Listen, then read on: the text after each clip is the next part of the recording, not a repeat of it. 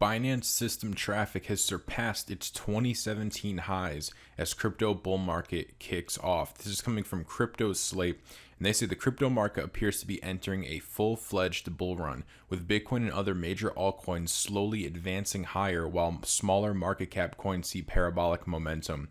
The price action has marked an extension of the uptrend that has been seen throughout the past month, although it now appears to be picking up steam as bulls start gaining further ground against bears. The CEO of Binance says the platform's system traffic now exceeds that seen during December of 2017. So December of 2017 was when Bitcoin was its most parabolic, right? That's when it was hitting in the ranges of, $18,000 to $20,000, and we had the most on-chain activity that we ever had in the history of Bitcoin. And now we are getting to those same traffic levels. In fact, we have exceeded it, and Bitcoin's price is still nowhere near that all-time high, that old all-time high. For this current market trend to evolve into a bull run of a similar magnitude to that seen in 2017, it will require both a massive influx of new capital as well as high market participation rates from current investors. Although it remains unclear as to how many new investors are entering the crypto market, the market participation rates amongst current investors are the highest that they have ever been. The CEO of Binance explained it in a recent tweet that his platform system traffic is currently beyond that seen in December of 2017. His tweet said, "We are seeing all-time high in terms of system traffic, higher than December 2017. Should be interesting to see what happens next." Now, guys, I thought this was pretty interesting as well. Investors are now viewing BTC as a superior asset to gold and other precious metals, and this is basically because Raoul Pal, who's a fund manager, basically said Bitcoin is currently the superior trade and should remain so for a while. I like both, but I'm personally adding to BTC and not to gold and have a much larger weighting. So, when we have fund managers adding more Bitcoin to their stack than gold to their stack, and the reason why saying that Bitcoin is the superior technology and that Bitcoin is also going to perform better than gold, I think that makes for things to get really, really interesting, because there's a lot of gold bugs out there who only hold gold, but will they end up diversifying and, maybe taking some of that gold and buying Bitcoin as maybe a hedge or maybe, as a complement to their portfolio? But I would speculate that the younger crowd is probably going to be one of the first ones to start doing that. And I think there'll be a ripple effect from there. So as more prominent investors begin moving to gain upside exposure to the benchmark crypto due to its scarcity and safe haven properties, they will likely help fan the flames that guide it higher. So, all things will work out the way they should, right? For us to get Bitcoin to a higher price, we're going to need people buying Bitcoin when it's 20,000, 30,000, 40,000 buyers. For Bitcoin to reach, a six-figure range, that means there's going to be buyers all the way up. So, it's inevitable that people are going to be buying Bitcoin, past times that are really best to buy them. I don't think, like, when I'm running this channel and Bitcoin's at $40,000, right? There's going to be a lot of new people here, not even on my channel, but just across the crypto space. And you guys are going to see them, and, they're going to be asking, is now a good time to buy Bitcoin? And, it's really going to be hard to give answers to these people, right? Because, let's say Bitcoin's at 40,000 and we all think it can go to, 200,000. Then, yeah, buying Bitcoin at 40,000 is a good buy if you're going to sell it at 200,000 or even 100,000. But when you've been here, at the times that we're here right now, and we've had all the time in the world to accumulate Bitcoin under 20 grand, us ourselves are probably not going to be the buyers of Bitcoin when it's, up and out of here and we're making money, right? So you want to make sure you're on the right side when all this stuff goes down. We also have winklevoss Gemini add support for Hong Kong, Australian, and Canadian dollars. So this is good, just getting, more liquidity, more pairs for everything, more on-ramps, get more people into crypto in easier and easier ways, right? That's what this is all about. Getting mass adoption is all about removing friction for people to actually own, hold, and buy crypto. That is so big. And if you guys are enjoying the video, please feel free to drop it a like. We also have some ChainLink news. So Nervous Network integrates ChainLink oracles for off-chain connectivity. Nervous Network, the open source public blockchain ecosystem and collection of protocols, announced its integration with decentralized oracle provider ChainLink earlier today. The efforts would see Nervous use ChainLink services as a dApps provider for dApps built on their Performers platform. the firm said in a blog post. And here's the link coming from the tweets coming from ChainLink, where they say Nervous Network is integrating ChainLink oracles to power universally connected smart contracts. ChainLink greatly expands the amount of data Nervous developers can use when building dApps while not compromising on security and reliability. Nervous said off-chain connectivity forms one of the most important aspects of a decentralized network. However, integrating with third-party data feeds and sources often create a myriad of challenges that can negatively impact network security and reliability, neither of which Nervous is willing to compromise. It also said to counter such issues, the firm integrated ChainLink for its decentralized oracle solution. The latter fetches data from outside a blockchain to within, ensuring verifiability and data authenticity. So more good news for ChainLink. As you guys know, they just keep racking up the partnerships every day. It seems like there's good news coming out about ChainLink, and I don't think we're going to see it stop anytime soon. ChainLink price action also looks great. We've had the dip today, right? I'm not sure exactly how far it dipped down. I haven't really got a chart in front of me, but I think if we look now really quick, if we look at ChainLink, it's at 1670, and I saw it all the way down to I think about 16 flat. So people are obviously accumulating the dip.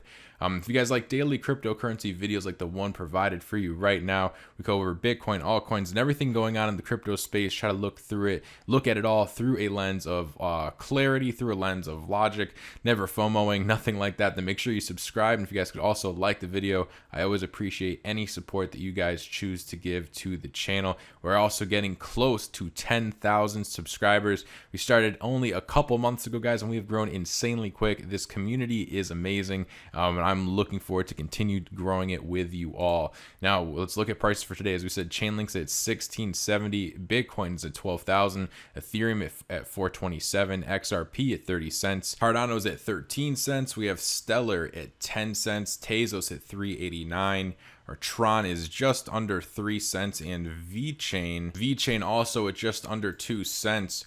Our fear and greed index for today is at 82, so we are still in extreme greed. But as you guys know, we've been in fear for so long. We could also stay in greed or extreme greed for a very long amount of time as well. Crypto markets can behave very, very irrationally, and things don't necessarily have to make sense because these markets are so new. Now, VeChain partners with Grant Thornton Blockchain Cypress to provide advanced blockchain solutions. So this is pretty cool, guys. Grant Thornton Cypress is one of the world's largest professional services network of independent accounting and consulting member firms, and they are partnering with VeChain. The partnership aims to pair and utilize VeChain's advanced blockchain solutions for various industries among the network of Grant Thornton Cypress clients. The prospective clients would be heavyweights of their respective industries, which spans across food, pharmaceutical, logistics, and automotive sectors, among others. They're collaborating with VeChain's technical and industrial experts to deliver and implement blockchain-related services for Grant Thornton's clients, both locally as well as foreign. So almost as if, guys, it seems like they could be using VeChain as a service, right? Using VeChain services as a service to their clients. So whether their clients know about VeChain or not, right? Like basically their clients may not even know they're using VeChain tools or the VeChain Thor blockchain because they're working through Grant Thornton. That's how these things work sometimes. The establishment of a dedicated blockchain service department proves that Grant Thornton Cypress has the vision and foresight to recognize the potential of blockchain technology, enabling the usage and exchange of trustworthy, immutable data in the business world. Sectors such as supply chain management, renewable energy, e-commerce, entertainment, health, finance, and much more will be positively affected with the adoption of blockchain. With this partnership, VeChain's industry-leading blockchain technology will assist Grant Thornton Cypress to provide the best solutions for their clients that they can rely on. With strong in-house development capabilities coupled with professional guidance from strategic partners like PwC and DNV, VeChain has established partnerships with many leading enterprises across various industries and continued the continuous improvement and adoption of its one-stop data BaaS platform, the VeChain toolchain. Yeah, guys, VeChain does have some very impressive clients, and now we can put one more on the list who's going to be using VeChain for their clients, guys. So this is going to start getting really, really exciting because this marks the beginning of more utility, right? And these are the very first companies that are really starting to work with blockchain companies, right? All the partnerships thus far. This is the very beginning of partnerships, right? All of these projects across the board have not even fully integrated with their partnerships, right? We do not have full utility yet. A lot of that is because of regulatory clarity other things, companies, not adapting fast enough, but all of that stuff is coming to a boiling point, and it's coming to a boiling point a lot faster than most people realize. Now, let's also go into our last piece of news for today. Again, if you guys are enjoying the video, make sure you drop that like button. So Satoshi Nakamoto's biggest argument for Bitcoin goes viral as top crypto tackles yearly high. Satoshi's biggest argument for the existence of Bitcoin is going viral as the crypto king takes another shot at this year's high. And as you guys know, the main thing about Bitcoin when Satoshi was creating it, right, is the Bitcoin creator believed the peer-to-peer electronic cash system can be revolutionary on a global political scale. But always have to remember that it was always designed to be a peer-to-peer electronic cash system. And over the years, Bitcoin has morphed into things other than that. Right, and we can see that with the fork of Bitcoin Cash, of people trying to stay more towards the P2P electronic cash system, where now we have our normal Bitcoin being more of a store of value. But I think it's really important that we have both, whether those are both tied up in Bitcoin, whether it's Bitcoin being a store of value and a P2P electronic cash system, or one and the other, right, like a Bitcoin and a Bitcoin Cash. It is very important that the world does have that or both of those.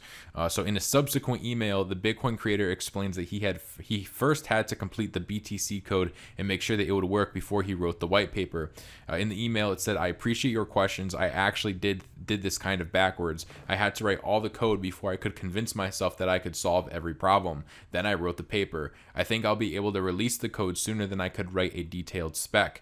Nakamoto's Bitcoin white paper is free of politics, but indicates that he created the top cryptocurrency to remedy flaws in the traditional banking system. And he goes over, mainly the stuff that we already know. If you guys have researched Bitcoin, and I'm sure most of you here basically know the ins and outs of Bitcoin. I'll read off mainly the ending here. So he says, "What is needed is an electronic payment system based on cryptographic proof instead of trust, allowing any two willing parties to transact directly with each other without the need for a trusted third party. Transactions that are computationally impractical to reserve would protect sellers from fraud, and routine escrow mechanisms could easily be implemented to protect buyers." And so basically the point of this, going over the fact that we need this now more than ever. The topic is kind of going viral. Again, there are more people talking about it. As we enter this liquidity crisis, people are going to want to have control of their money. So again, the whole idea of Bitcoin picking up popularity again, right, in a time where we need control of our money, control of our funds, and being able to send that money, send that value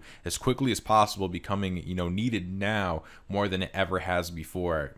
We are definitely entering into some very exciting times. That is the news for today. So if you guys enjoyed the video, make sure you do go ahead and hit that like button. I do appreciate it. Let's continue putting out these video guys. Let's continue growing the community. Let's continue accumulating these coins, because we are on the cusp of something great. The world is changing, and blockchain is going to be at the heart of it. With that said, I hope you guys did enjoy the video, and I'll see you all on the next one. Have a great day, everybody.